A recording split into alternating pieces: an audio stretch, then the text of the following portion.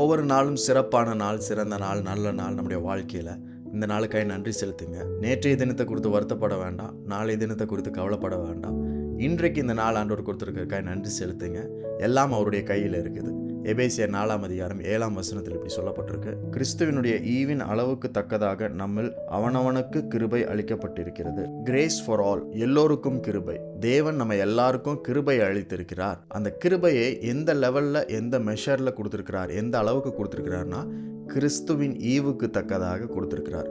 அப்போ கிறிஸ்துவின் ஈவுன்ற பொழுது எல்லோருக்கும் அவர் எல்லாவற்றையும் தந்து ஆசீர்வதிக்கிற தேவன். இயேசு கிறிஸ்து எல்லோருக்குள்ளேயும் இருக்கிறார். அவர் நம்மளுக்குள்ளே வரும்பொழுது நிறைவாகத்தான் வருவார், பரிபூர்ணமாகத்தான் வருவார். அப்போ எல்லோருக்குள்ளும் அவனவனுக்கு கிருபை அளிக்கப்பட்டிருக்குன்னா என்ன அர்த்தம்னா, எல்லாருக்கும் ஒரே அளவு இயேசு கிறிஸ்து தரப்பட்டிருக்கிறார். எல்லோருக்கும் ஒரே அளவு கிருபை அளிக்கப்பட்டிருக்கிறது. தேவன் இயேசு கிறிஸ்துவுக்குள்ள எந்த அளவுக்கு கிருபையை வச்சிருந்தாரோ, அவர் எந்த அளவுக்கு கிருபையை வெளிப்படுத்தினாரோ, அதே அளவுக்கு கிருபையை நம்மளுக்குள்ளேயும் உங்களுக்குள்ளேயும் ஆண்டவர் வச்சிருக்கிறார். ஸோ நீங்கள் யாரை பார்த்தாலுமே, இயேசுவின் ரத்தத்தில் கழுவப்பட்ட விசுவாசிகளை யாரை பார்த்தாலுமே எல்லோருக்குள்ளேயும் கிறிஸ்துவுக்குள்ளே இருந்த அதே அளவு கிருபை வைக்கப்பட்டிருக்கிறது. ஆனால் இங்கே பிரச்சனை என்னென்னா, எந்த அளவுக்கு அதை வெளிப்படுத்துகிறோம் அப்படின்றது தான் முக்கியம். How much do you express the grace? How much do you reveal it? How much do you practice it? That matters. எந்த அளவுக்கு வெளிப்படுத்துறீங்க, எந்த அளவுக்கு ப்ராக்டிஸ் பண்ணுறீங்க, எந்த அளவுக்கு நீங்கள் அதை காண்பிக்கிறீங்க அப்படின்றது தான் முக்கியம். அதில் தான் ஒவ்வொருவரும் தங்களுடைய அளவை மாற்றுகிறார்கள், அளவை காண்பிக்கிறார்கள்.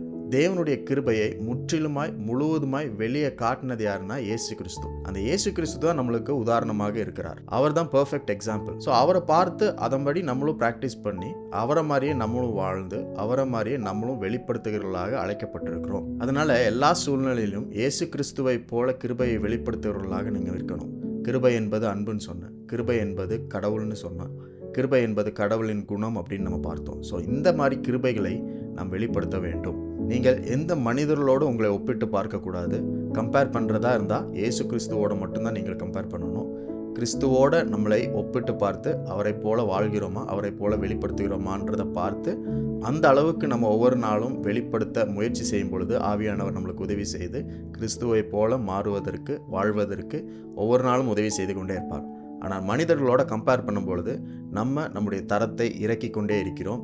தேவனுடைய தரத்திலிருந்து மனிதருடைய தரத்துக்கு நம்ம இறக்கி விடுகிறோம். அதனால் ஒவ்வொரு நாளும் தேவனுடைய தரத்திற்கு, கடவுளுடைய தரத்திற்கு, காட் ஸ்டாண்டர்ட்ஸில் வாழ நம்ம கிருபையை எக்ஸ்பிரஸ் பண்ணி கொண்டே இருக்கணும். எல்லோரையும் நேசிக்க, எல்லோருக்கும் உதவி செய்ய தேவன் நம்மளுக்கு கிருபை அளித்திருக்கிறார். அவனவனுக்கு கிறிஸ்துவின் ஈவுக்கு தக்கதாக கிருபை அளித்திருக்கிறார். கிறிஸ்துவின் ஈவு எப்பவுமே பரிபூர்ணமாக இருக்கும். ஆகவே இயேசு கிறிஸ்துவுக்குள்ள இருந்த அதே அளவுக்கு தேவன் உங்களுக்குள்ளேயும் கிருபையை தந்திருக்கிறார். அதை வெளிப்படுத்த, அதை பிராக்டிஸ் பண்ண, அதை மற்றவர்களுக்கு காண்பிக்க இன்றைக்கு ஒரு சிறந்த நாளாக இருக்கிறது. இந்த நாள் ஆண்டவர் உங்களுக்கு கொடுத்ததுக்காக நன்றி செலுத்துங்க. அவர் இன்றைக்கும் கிருபை உள்ளவராக இருக்கிறார்.